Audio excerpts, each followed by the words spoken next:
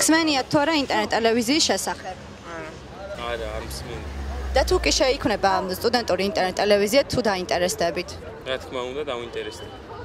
კი, ან დღესდღეობით მგონი ძალიან ბევრი ინტერნეტ ტელევიზია გაიხსნა ახალი, აი ITV და რაღაცების შესახებ ხსვენია. და რომ გაიხსნა სტუდენტური ტელევიზია, თუ დაინტერესდებით და მოიხმართ?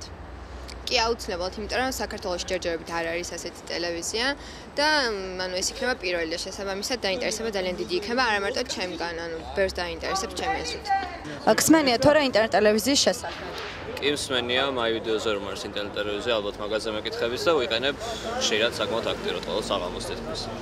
იდეის ავტორი გახლავთ მეორე კურსის სტუდენტი კახა გელაშვილი. გამარჯობა კახა. გამარჯობათ.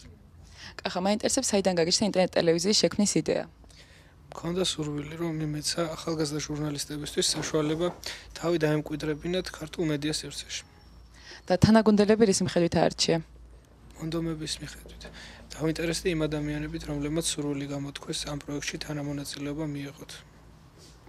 კახა, მაინტერესებს რასელი მომავალში ამ პროექტისგან? ამ პროექტისგან ველი მხოლოდ წარმატებას, რა თქმა უნდა, იმიტომ რომ ეს უკვე მარტო ჩემი პროექტი აღარაა, ძალიან ბევრმა ადამიანმა მიიღო მასში მონაწილეობა, ბევრი იმედები არის ჩადებული ამაში და მინდა რომ წარმატებული იყოს.